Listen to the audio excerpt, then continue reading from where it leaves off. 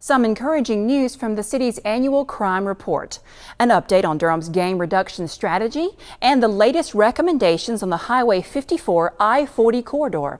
We invite you to join us now as we take you inside City Hall this week.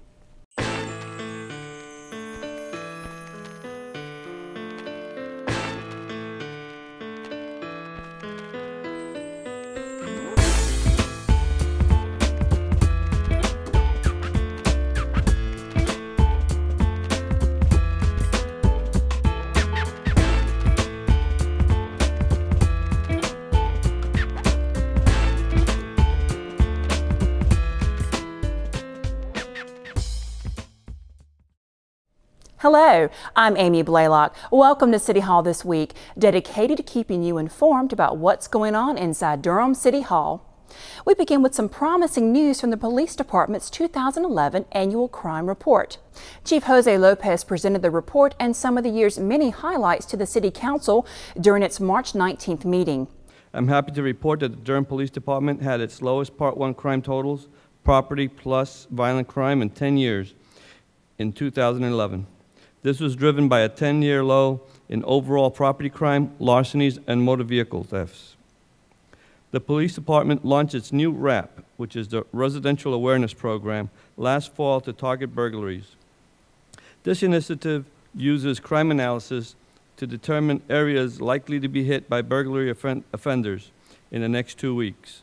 Crime prevention officers then provide crime prevention information to residents, and officers conduct high-visibility patrols in the areas. Investigators have been able to make arrests based on information gathered during some of these RAP canvases. Our most recent burglary statistics show that burglaries are down 5% so far this year. In 2011, the department implemented the Mental Health Outreach Program through partnership grants, including a 2-year Federal Bureau of Justice Assistance grant. MHOP, which is the Mental Health Outreach Program, is a prevention and intervention initiative that focuses on causes of crime such as substance abuse, mental health issues, and other factors. Our primary goal is to reduce the number of arrests, incarcerations, reduce repeat 911 calls, and assist officers with those challenging people who need alternatives to jail. Our efforts in this area will also be assisted through a SAMHSA grant, which will target 16 to 21-year-olds who are at risk or disconnected from needed services or support. We call that the Becoming Program. We hope that these interventions and prevention programs will address the issues that cause people to commit crimes. Part 1 violent crime includes homicide, rape, robbery, and aggravated assault. Our violent crime rate per 100,000 population increased by 4% compared to 2010. Durham's violent crime rate per 100,000 population has dropped by 25% since 2001. Part 1 property crime includes burglary, larceny, and motor vehicle theft.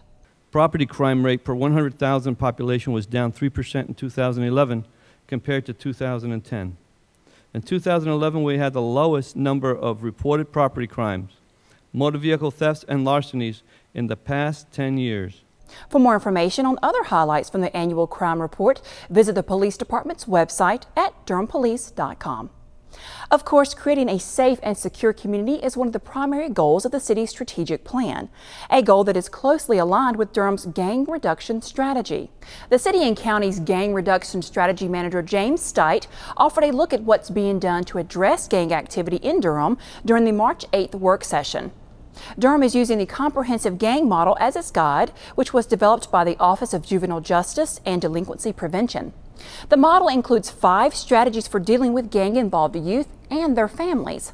Organizational change and development, mobilizing the community and the resources that we have here, social intervention, providing opportunities, and finally, suppression. Stite explained what the current status is in the areas of prevention, intervention, and suppression. Right now there's an effort underway to form a strong prevention coalition. There are very many nonprofits in Durham. Very many of them are engaged in working with our youth and our at-risk youth. What we want to do is to get them to work together so they don't overlap. We want them to work in conjunction with us. What I've been doing is visiting as many of these as possible. We provide these organizations with information that meets their needs and our needs. We continually point out the benefits of a unified coalition effort, and we have coalition collaboration meetings as well. In order to try to help coordinate all the efforts that are being conducted on behalf of at-risk youth, a community resource guide is being developed. SITE also offered a status update on what's being done for intervention. Right now, our intervention team is Project Build. That's jointly funded by you folks, the city and the county, so that's another example of city-county working together to address this problem.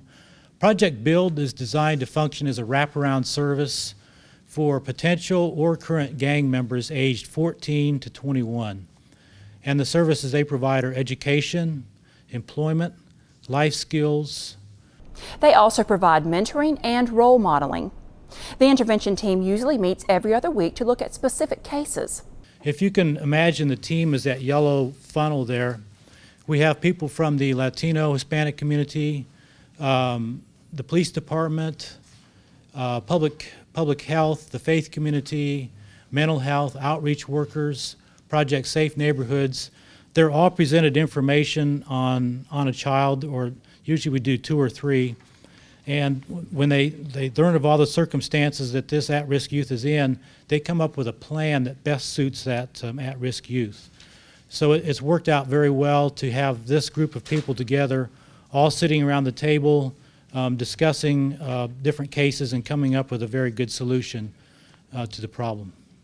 The challenges associated with that approach primarily have to do with the ability to address the need for services. At the end of 2011, there were at least 15 participants on the waiting list, and that's very unfortunate. And the current economy, as it says, is generating additional risk factors, so we're getting more at-risk youth. So we believe that additional intervention teams are needed for at-risk youth who are not necessarily gang involved. And Project Becoming, which is just starting, I think will probably help us address some of that gap. But there certainly is a need for more organizations like Project Build to be out there. They certainly cannot handle all the youth that fit their program. The steering committee that provides overall leadership for Durham's gang prevention efforts meets every other month. SITE's position is funded jointly by the city and county. Phase 2 of a project to upgrade the police department's in-car video system is underway. The project includes replacing the department's previous in-car video system with state-of-the-art digital in-car video, wireless upload, and a new storage and management system. This phase will involve 38 vehicles and wireless installations at police headquarters and 3 additional substations. The new system is providing improved video quality for use as evidence, enhanced digital file security, an automated method of retaining files, and disaster recovery processes. This phase of the project will cost $322,000. The police department is also in the process of testing new patrol cars. The cars will replace the current marked Ford Crown Victoria cruisers since Ford ceased production of the Crown Victorias this year. Officers will be testing a 2012 Dodge Charger police vehicle and a 2012 Chevrolet Caprice police vehicle for the next few months. The test period will determine which vehicle the department will purchase for its patrol fleet during the upcoming fiscal year. The cars, which have been fully outfitted as Durham police cars, will be tested by patrol officers to determine how suitable they are for day-to-day patrol shifts. The new cars will be phased in as the older cars need to be replaced. It's expected that 40 to 45 new cars will be purchased during the 2012-2013 fiscal year. Business owners wanting to make signage or building improvements should take note of 3 grant opportunities being offered by the city. The Office of Economic and Workforce Development is now accepting applications for targeted areas inside the city limits for sign and facade grants, building improvement grants, and retail and professional services grants. The targeted areas include Andrew Avenue and Driver Street, West Chapel Hill Street, Mangum Street, Fayetteville Street, East Main Street, Holloway Street, Wellens Village, North Roxborough Road, and Avondale Drive. A state-of-the-art mapping application is available on the city's website to help determine whether a proposed project is located within the eligible geographic areas of the city. The deadline to apply for the Building Improvement and Retail and Professional Services grants is April 2nd. There's no deadline to apply for the sign and facade grants. For a complete description of all three grants, visit the city's website at durhameconomicdevelopment.org. The former downtown Durham bus transfer station is being put to good use as the new home of the Museum of Durham History. The City Council approved a 3-year lease for the building located at 521 West Morgan Street. It will be an exhibit space and education center celebrating Durham's past and present. The museum will be responsible for all costs to upfit the space for its use. During the term of the lease, the city will maintain the building shell, and the museum will be responsible for all interior maintenance and repairs. The $1,800 per year lease will begin in September and expire in August of 2015. The Main Street Bridge replacement project is now working on a different timeline. Find out what changes have been made to the project schedule and why when City Hall This Week continues.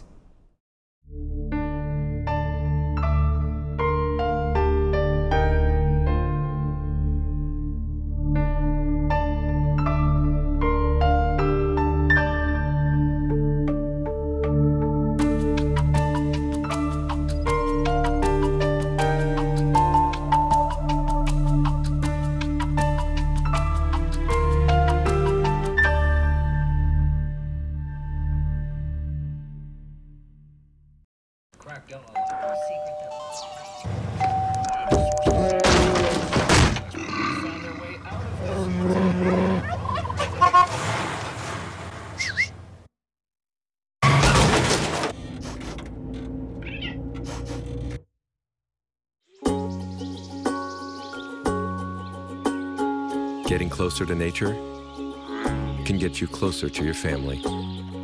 Go to discovertheforest.org.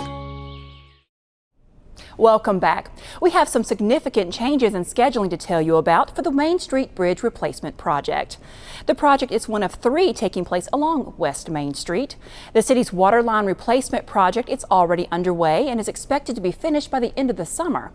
Main Street will be resurfaced from 9th to Peabody Street, as well as a portion of Swift Avenue between Main Street and Highway 147. That project was supposed to be the last to be completed. After meeting with the city and Duke University over the past couple of months, NCDOT has changed the scheduling of the projects in order to minimize the impact on traffic in the area. And I'm glad to report we're down to 150 days for the bridge replacement itself. What we're going to do is we delayed our letting from April till June to give us time to make some of these changes. So we're going to take bids in June. We're going to go ahead and do the resurfacing that you see is denoted there in the dark blue, the Duke blue. We're going to do that resurfacing this year, go ahead and get that done. We're going to narrow the typical section of the roadway down to a 3-lane section, be 1 lane in both directions with bicycle lanes on the side. It's what we call a road diet, something that we've been working in coordination and partnering with the City of Durham at their request to do a road diet there. We feel like the traffic volumes are low enough that we can live with 1 lane in both directions versus what you have out there now. But anyway, the good news, we'll go ahead and do the resurfacing this year. That schedule will then delay removing and replacing the bridge until after commencement in May of 2013. NCDOT will still take bids on the project in June of this year, so the contractor can get all of the materials in place before demolition of the old bridge begins. Normally a bridge this size takes about somewhere between 6 and 12 months to replace. And this one's a little sensitive. It's got a historic rock wall there that the archaeologists want us to try to restore. The historians want us to make sure we preserve as much of that wall as possible. So there's a lot of issues involved there, and being very sensitive not only to the transit provider on West Main Street, the commuters are going back and forth on West Main Street every morning, every afternoon, but also Duke campus. I mean, Stadium Campus Drive goes up under this bridge, as you can see by that hook right there where it says Main Street Bridge Replacement. That is Campus Drive under this bridge. And so we worked with Duke University for years and years, and we talked about doing as much of the work as we could at night from midnight till 6 o'clock in the morning. And Duke University came to us and offered to allow us to start at 8 o'clock at night rather than 12 o'clock at night. So that helps us there. We're working together, trying to partner. The new completion date for the bridge project is expected to be October of 2013. The contractor will also be given a financial incentive if the project can be completed before that date. Another important project affecting transportation and land use issues in Durham is a comprehensive study of the NC 54 I-40 corridor. The City Council received an update on the recommendations stemming from Phase 2 of the study during its March 8th work session. The goal of this study was to really try to come up with recommendations that promote location-efficient decisions, that connect people to jobs, not just via automobile, but by transit, bicycling, and walking, and that define target growth areas within the corridor to try and reduce sprawl within the corridor.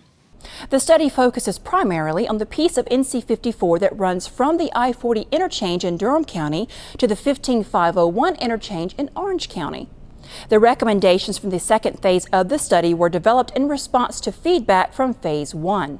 For Phase 2, we did adjust the development expectations. We did do a more detailed park and ride study. We focused on better integration of bus and rail to address some of the gaps that were identified. Also expanded the pedestrian bicycle recommendations to address some of the gaps. And then we further analyzed and developed the roadway design options to try and alleviate some of the concerns that we're hearing.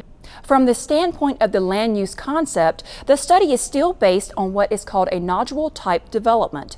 That focuses the growth within this corridor into key target areas. That type of development pattern helps to promote walkable communities, better access to transit, and it does support light rail. Now, we did reduce the level of intensity of the development that's being recommended, but I don't want to lead you to believe that it's not still high-density development. The main change is that the upper end of that density is now more in line with the Durham Comprehensive Plan and the Chapel Hill Comprehensive Plan. But we're still looking at a mixed-use, high-density development to support the vision for this corridor. A vision that is highly dependent on an ambitious park and ride strategy, which also had revisions in Phase 2 of the study. Originally, what we were trying to do was to provide a large parking facility right there within the corridor to try and get folks out of their cars sooner. But what we heard from the public was, why bring those cars into the NC 54 corridor study at all? Can't we look at additional park and ride locations that will give folks an opportunity to get out of their cars even sooner? So we did do a market analysis, try to better understand where people are coming from and going to, and we were able to identify some additional park and ride facilities that are showing up in Phase 2 that are more dispersed. In order to serve those new park and ride facilities, the study recommends increasing transit service in the area. In order for a park and ride lot to be successful, you need to have high-frequency, dependable transit service. The other transit recommendations include better regional connections within this corridor. We've got several operators in our area, and we need better coordination to really help folks get to where they want to go to. And then long-term, obviously, to support the light rail that's being proposed for this area. In regards to the roadway recommendations, the department was not able to get rid of all superstreet intersections. The superstreet design, you may be familiar, there's one out on 15501, is essentially where you restrict the left-hand turns at an intersection. Folks who want to turn left actually make a right-hand turn, go a short distance down, make a U-turn, and then head back in the direction they originally intended. This allows you to take a traffic signal and increase the amount of green time that the through movements see, which improves reduces the delay and reduces the congestion for that area. However, for some of the intersections that were more problematic in that the distance that folks were having to travel to actually make that U-turn was quite far and the traffic volumes were quite high, we did decide that the best way to address those intersections was to grade separate them. So we're recommending a grade separation at Barbie Chapel Road and a grade separation at Falcon Bridge that will intersect with a new roadway that some folks are calling the new Farrington Road. And then Farrington Road itself is being recommended to be grade separated with no direct access to NC 54. The department will take their recommendations to the Metropolitan Planning Organization's Advisory Board in April for its final approval of the plan. One of Durham's newest homeowners truly has a reason to celebrate. Find out why when City Hall This Week continues.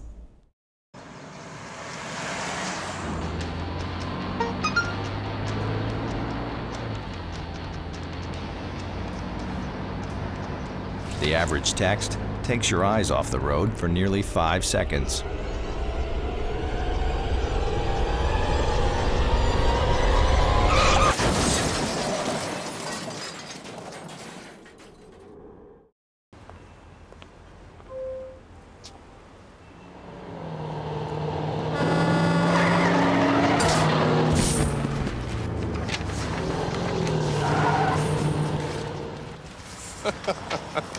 This can't be happening. This can't be happening. Of course it's not happening. Armored car. Listen, having money isn't about luck. Make your own coffee, save $1,000 a year. Feed me. Feed the pig. Welcome back. More accolades for the City of Durham. The Purchasing Division has been awarded the Sustained Professional Purchasing Award for 2011. The award is the highest recognition a purchasing department or division can receive within the Carolinas Association of Governmental Purchasing.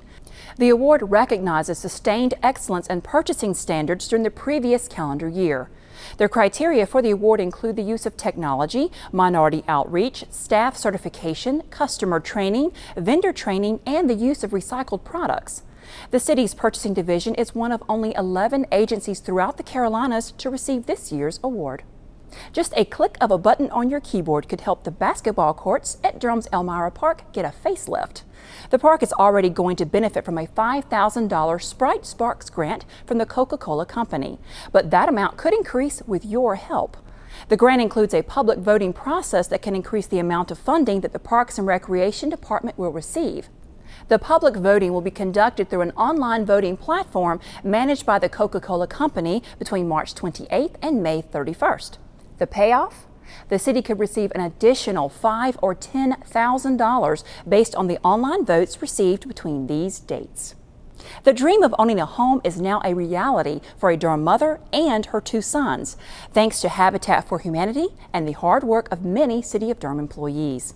We have a special sponsor in Crystal Mockamer and a special group of volunteers in the City of Durham who are our partners in everything that we do here in Durham. A dedication ceremony was held on March 9th for Tamara Hall's house on Chester Street. The finishing touch on what has been many months of hard work for everyone involved. Thank you so much. Thank you.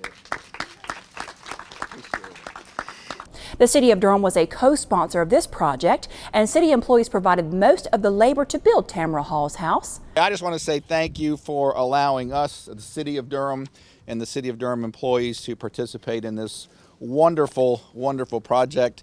Many times, you know, some of us write a check and think that our service to the community is done, but we are really committed to a culture of service in our organization, and one that shows by our efforts. And certainly the 130 employees, I'm told, of our group, different employees participated in this project. We contributed over 1,000 hours of labor to get this home constructed. As part of the ceremony, the house was officially blessed by Habitat for Humanity and all those who had worked to make it happen. To live with Thee, O Lord, is to be at home with ourselves. Now be with us, we pray, as we dedicate this place as home for the Hall family. May this home be a place of shelter and protection, of rest and healing, of warmth and hospitality. May the embracing love be seen and felt in all celebrations, daily chores, hard decisions, and shared glories that will occur here. As this home will become the storehouse of blessed memories, make it also a place for growth and grace. We pray this in the name of God. Amen. Welcome home. City employees aren't just handy with a hammer and nails. They'll soon be stepping out in their walking shoes for a good cause as well. Find out what it is and how you can get involved when City Hall This Week continues.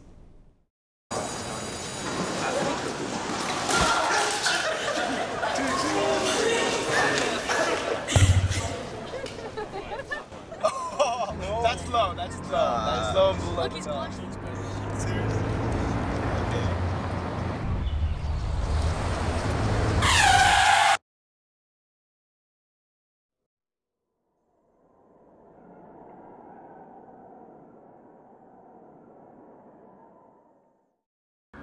Lopez with a runner on first base. Now the big guy comes up to bat, hitting .342 with 92 RBIs and 36 homers. The first pitch is fouled between back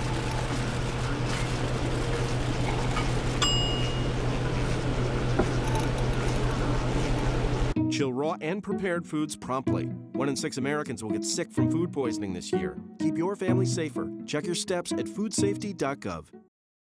Packers. Vikings. Packers. Vikings. Packers. Vikings. Red state. Blue state. Vegan. Carnivore. We come from different places. Uptown. Downtown. Optimist. We come to different conclusions. Half empty. Half full. But when we live united, we create real, lasting change in the building blocks of life. The education, income, and health of our communities, Live. our families, United. even the person next to us. Live united. Real change won't happen without you. So give, advocate, volunteer, live united. Sign up at liveunited.org.